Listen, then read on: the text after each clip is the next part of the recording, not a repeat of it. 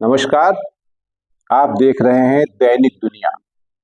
मैं डॉक्टर ओम प्रकाश मिश्रा अहम बात के लिए आपके सामने हूं। आज हम चर्चा करेंगे। एक तो महाकुंभ समाप्त हो गया। दूसरा, जिस दिन कुंभ समाप्त हो रहा था उसी दिन बिहार मंत्रिमंडल का विस्तार हुआ। 7 विधायक जो भारतीय जनता पार्टी कोटे थे उनको मंत्री पद की शपथ दिलाई गई, वो मंत्री बनाए गए।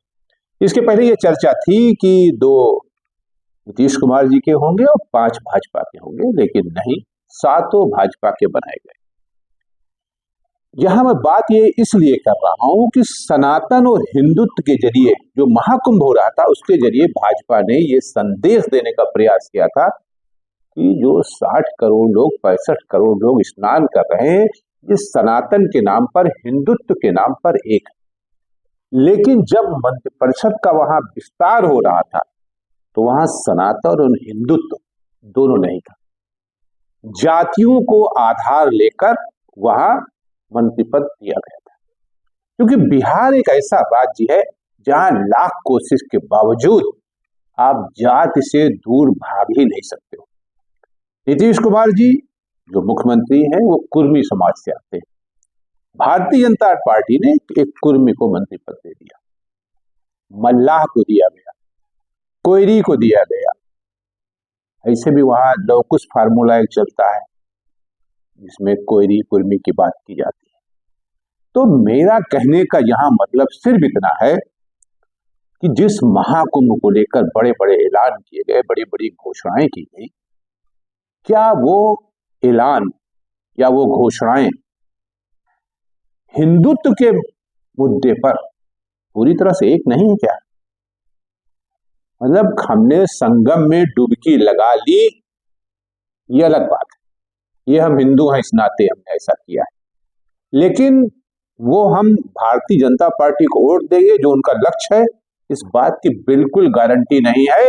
और अगर गारंटी होती इस बात की तो बिहार में ऐसा न करना पड़ता भारतीय जनता पार्टी को। वहां चुनाव किसके नेतृत्व में लड़ा जाएगा, किसके नेतृत्व नहीं लड़ा जाएगा, वो अलग की बात है। वैसे नीतीश कुमार जी के नेतृत्व में लड़ा जाएगा, क्योंकि नीतीश कुमार जी के पास आज की तारीख में 14 से 15% वोट है सॉलिड। और वहां की कोई भी दल, चाहे नीतीश कुमार जी का हो, चाहे लालू प्रसाद जी के जो पुत्र देख रहे हैं उनका हो, या भारतीय जनता पार्टी, कोई भी दल अपने दम पर सरकार नहीं बना सकता, क्योंकि वहां जो है कास्टिज्म बहुत तेजी के साथ है।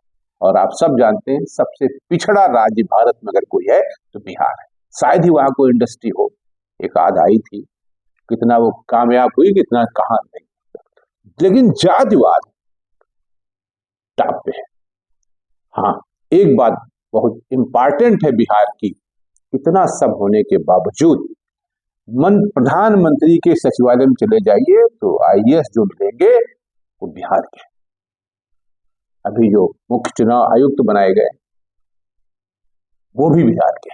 मैक्सिमम लोग बिहार के आईएएस हैं जो भारत सरकार में है और देश को चला रहे हैं। बिहार को नहीं, सिर्फ देश को चला रहे हैं। लेकिन बिहार से जातिवाद नहीं खत्म कर पाए, बिहार का विकास भी वो नहीं कर पाए। चाहते तो कर सकते थे। एक पब्लिक सर्विस कमीशन का ऑफिस है सिर्फ वहां, जहां भी आए दिन परीक्षा लीक की बातें हो रही हैं, बीपीएससी के एग्जाम वहां हुआ था।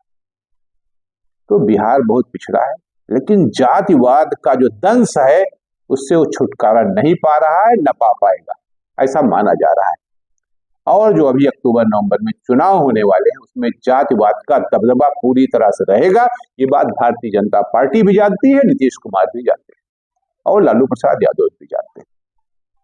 मेरा यहाँ जो कुछ मैं ये कह रहा हूं उसका बोलूं आप सिर्फ इतना था कि महाकुंभ जो स्नान हुआ है संगम में, अमृत स्नान, अमृत काल में, उसका जो फीडबैक है, जो मैसेज गया है समाज में, वो कितना गया है। मतलब फिर वही है कि हिंदुत्व या सनातन आज भी टॉप पे नहीं।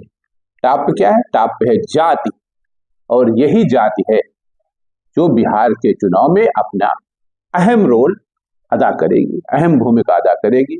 चुनाव परिणाम कुछ भी हो सकते हैं, लेकिन ये तय, जैसे कि हमने कहा, कि कोई भी दल अकेले सरकार बना नहीं सकता।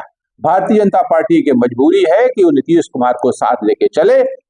चुनाव बाद क्या होगा ये तो समय बताएगा। तो महाराष्ट्र का उदाहरण हम सबके सामने है। आज वो मुख्यमंत्री हैं, कल वो उप मुख्यमंत्री हो जाते हैं, तो कोई ताज्जुब की बात नहीं, बस वेट एंड वॉच की बात है। इंतजार करिए कि चुनाव में क्या होता है। आज के लिए इतना ही। नमस्कार।